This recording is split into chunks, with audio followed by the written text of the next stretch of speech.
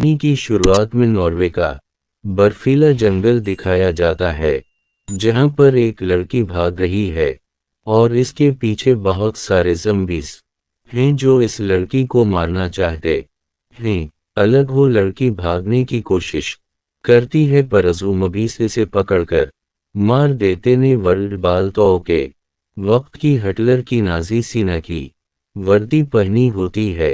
वही हमेशा दोस्तों को दिखाया जाता है जो अपनी ईस्टर विकेटों के लिए अपने एक दोस्त के केबिन में जा रहे होते हैं, पर इन्हें केबिन से पहले ही अपनी गाड़ियां रोकनी पड़ती है क्योंकि आगे बर्फ है, बर्फ में गाड़ी नहीं चल सकती। यहाँ से सबके सब मस्ती करते हुए पैदल ही केबिन तक पहुंच जाते हैं। अब रात हो जाती है और इन्हीं साथों में से एक लड़की देखती है कि कोई है। वो डर जाती है और भागते हुए अपने दोस्तों के पास आती है और इन्हें बताती है कि मैंने बाहर बहुत अजीब सी आकृति देखी।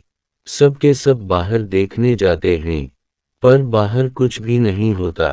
तभी यहाँ पर एक आदमी आता है और उनसे कहता है कि मुझे काफ़ी चाहिए। ये इससे काफ़ी पिलाने के लिए अंदर बुलाते हैं। वो काफ़ी के दोस्त पीने के बाद उनकी बियर उठाकर पीना शुरू कर देता है और उनसे ऐसे बातें करता है जैसे इन्हें से जानता हूँ और बातों में उन सभी दोस्तों को बताता है कि यहाँ का जो आतियत है वो बहुत ज़्यादा डार्क है।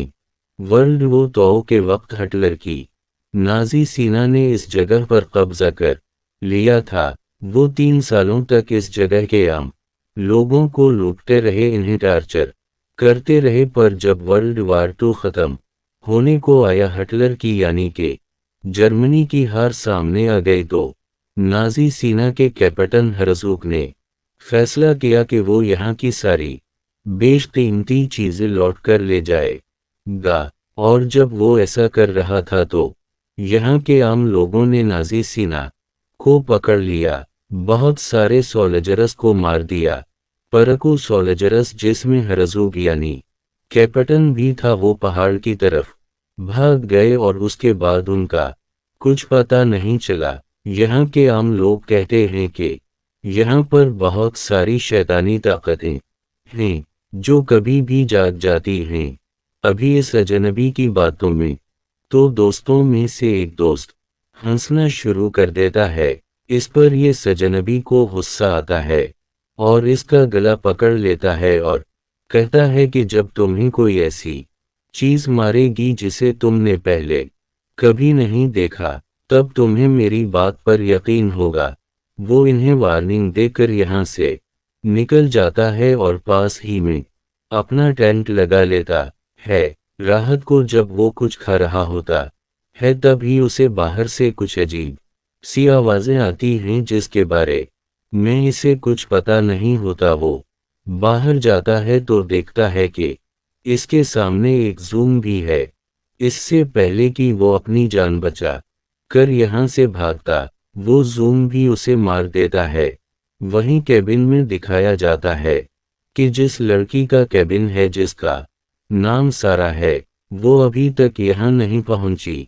दरअसल वो दूसरे रास्ते से यहाँ पहुँचने वाली थी। उसीलिए अगली सुबह इसका दोस्त फैसला करता है कि वो सुनो बाइक से उसे ढूंढने के लिए जाएगा और वो अपने दोस्तों से कहता है कि अगर मैं वक्त पर ना पहुंचा तो तुम गाड़ियों तक जाना और यहाँ से निकल जाना। इसके बाद वो सारों को ढूंढने के लिए निकल जाता है और उसी अजनबी के टेंट तक पहुंच जाता है। अब्बू 3 के अंदर जाता है तो देखता है कि वो मारा हुआ है, ताकि वहां उसे बर्फ पर बहुत सारे पैरों के निशान देखते हैं।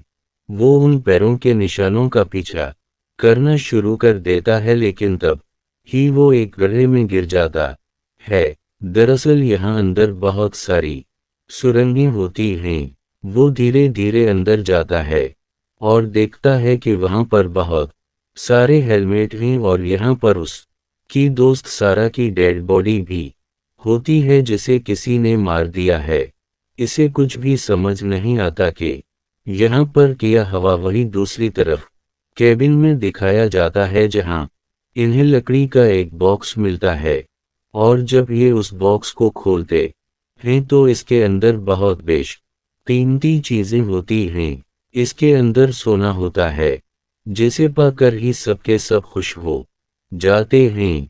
हालांकि इन्हें ये भी लगता है कि सेकेंड वर्ल्ड वार के वक्त नाजी सेना जो यहाँ से बेशकीमती चीजें ले जा रही थी ये भी इन्हीं में से एक है, पर सब इस बात पर विश्वास नहीं करते। तभी उनमें से एक बार बने हुए दूसरे केबिन में चला जाता है। इसके पीछे इसकी गर्लफ्रेंड भी चली जाती है जहां पर वो एक दूसरे से बहुत क्लोसे होते हैं। लड़का तो वापस आ जाता है लेकिन जब लड़की वापस आ रही होती है तो उसे एहसास होता है कि इसके आसपास कुछ है। वो वहां पर छप जाती है, पर तभी एशाम भी इस पर अटैक कर के उसे बुरी तरह से घायल कर देता है। वो उसी घायल औसतन में अपने कैबिन की तरफ चलाते हुए भरती है, लेकिन इसके दोस्त इसकी आवाज नहीं सुनते क्योंकि इन्होंने म्यूजिक बहुत लोड किया होता है। वो सब अंदर एंजॉय कर रहे होते हैं, पर तभी एक लड़की को एहसास होता है कि उनकी दोस्त चला रही है और इससे पहले कि वो बाहर आती वहां पर ज़ॉम्बी इस लड़की को अपने साथ खींच कर ले जाता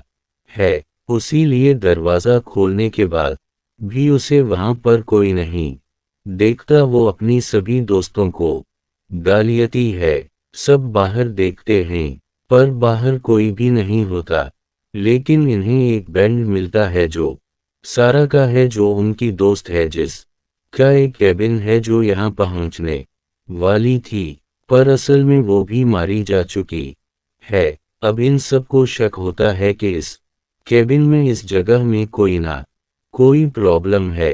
यहाँ पर कुछ ना कुछ हो रहा है जिसके बारे में इन्हें नहीं पता। अब इन्हें में से एक लड़की खिड़की से बाहर देखती है और तभी एशोम भी इसकी बाल पकड़ लेता है। सब के सब उसे इस ज़ॉम्बी से छुड़ाते हैं और अब इन्हें यकीन हो चुका है यहाँ पर कोई ऐसी चीज है जो उन सबको मारना चाहती है। ये सारे दरवाजे बंद कर लेते हैं और हथियार उठा लेते हैं। यहाँ पर बहुत सारे ज़म्बस हैं जो बहुत ताकतवर हैं। वो दरवाजे को कैबिन को तोड़कर अंदर आना चाहते हैं और उसी दौरान वो उनके एक साथी को उठाकर ले जाते हैं, इसे मार देते हैं। अब यहाँ के बिन में मात्र 4 लोग बचे होते हैं और ये प्लान बनाते हैं कि सुबह होते ही 2 लोग ज़ॉम्बस का ध्यान भटकाएंगे और 2 लोग गाड़ियों की तरफ जाएंगे ताकि गाड़ियों से यहाँ से निकला जा सके।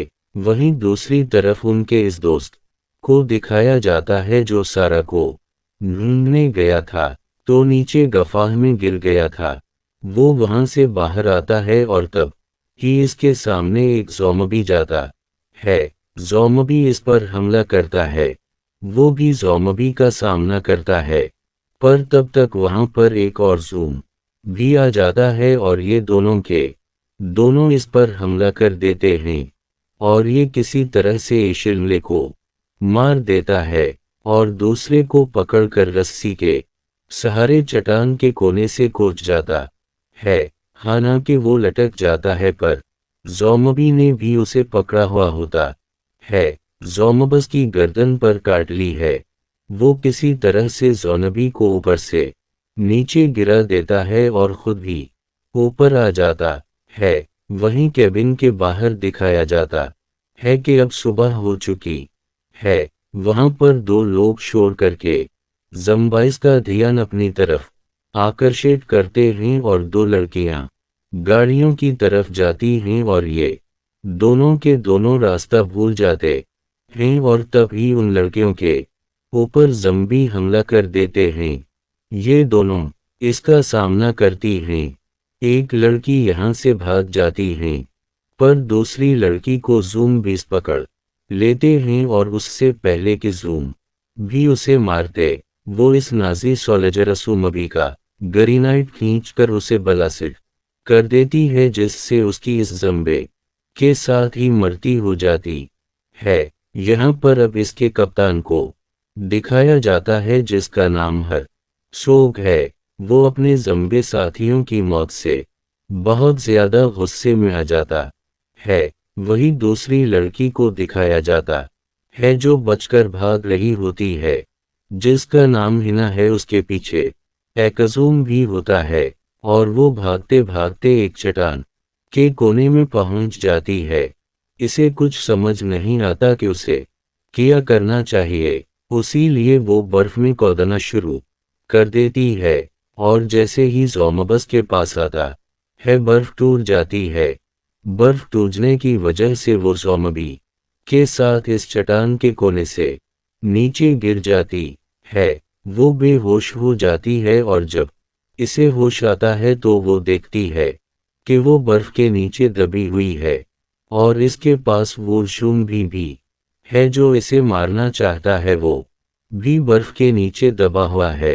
वो निकलने की कोशिश कर रहा है और इससे पहले कि वो भी वहां से निकलता, वो उठकर उसे खत्म कर देती है। वही उनके इस साथी को दिखाया जाता है जिसकी गर्दन पर जूम भी नहीं काट लिया था। वो अपनी सुनो बके पर अपनी गिन लगाता है और ज़ोमबस का शिकार करने के लिए कैबिन की तरफ निकल पड़ता है। वहीं कैबिन में दिखाया जाता है जहां पर उनके दो साथी कर रहे होते हैं। वो एक बूम बनाते हैं और जब इस बम को बाहर फेंक रहे होते हैं तो वो गलती से अंदर ही गिर जाता है, जिस से कैबिन में आग लग जाती है।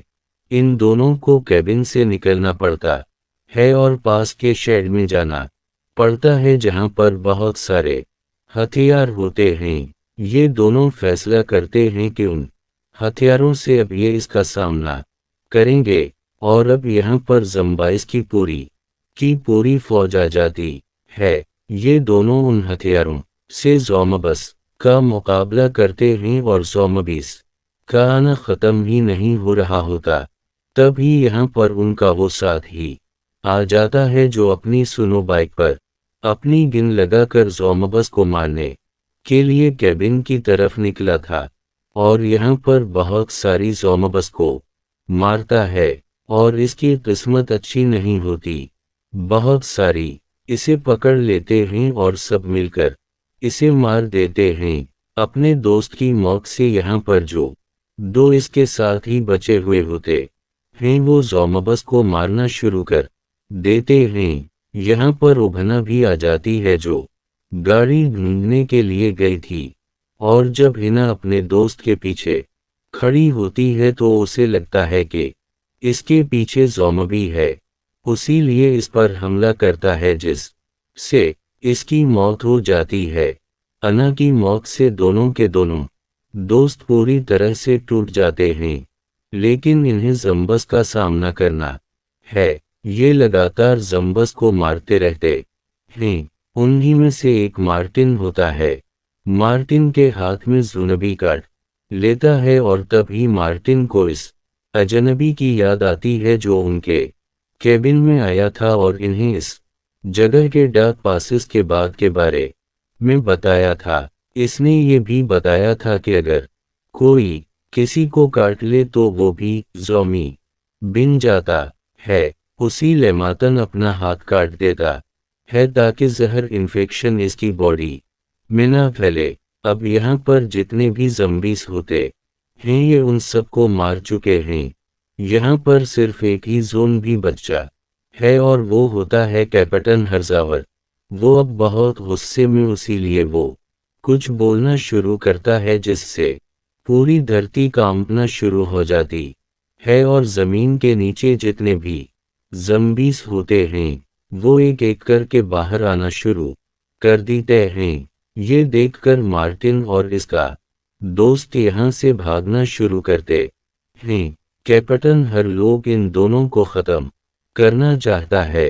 वो मार्टिन के दोस्त को पकड़ लेता है और इसे मार देता है और वो देखता है कि इसकी जेब में एक वॉच है। वो इस वॉच को बहुत ध्यान से देखता है, जैसे कि वो इस वॉच को पहचानने की कोशिश कर रहा हो। मार्टिन ये देखकर समझ जाता है कि जॉबीज को वही बॉक्स चाहिए जिस के अंदर बहुत सारा सोना था जो इन्हीं केबिन के अंदर मिला था। मार्टिन केबिन तक पहुंच जाता है जो जलकर पूरी तरह से राख हो गया होता है। अब यहाँ पर हर्ज़ॉग भी अपने दोस्त वॉमबी साथियों के साथ पहुंच जाता है, पर तभी मार्टिन को वो सोने से भरा हुआ बॉक्स मिल जाता है। वो इस बॉक्स को हर्ज़ॉग को दे देता है। हर्ज़ॉग को यही चाहिए था। हर्ज़ॉग इसे जाने देता है। मार्टिन किसी तरह से अपनी गाड़ी तक पहुंच जाता है और जब वो अपने कांपते हुए हाथों से गाड़ी की चाबी लगा रहा होता है, तभी इस की कोट की जेब से एक सोने का सिक्का गिरता है और ये सोने का सिक्का उसी बॉक्स का है जिस बॉक्स को मार्टिन ने ज़ॉम्बीज को दिया है। दरअसल जबकि इनके अंदर इन्हें ये सोने का भरा हुआ बॉक्स मिला था, तौहीन ने इस बॉक्स से एक गोल्ड कॉइन निकालकर जेब में डाल दिया था और उस वक्त वो कोट मार्टिन ने पहना होता है। अब जब गोल्ड कॉइन नीचे गिरता है और जैसी वो उसे उठाता है तो खिड़की के बाहर कैप्टन हर्ज़ॉग आ जाता है, जो कि बहुत गुस्से में होता है और अब वो एक पंच मारकर गाड़ी का शीशा तोड़ देता है। और उसी के साथ ये कहानी यहीं पर ख़त्म हो जाती है।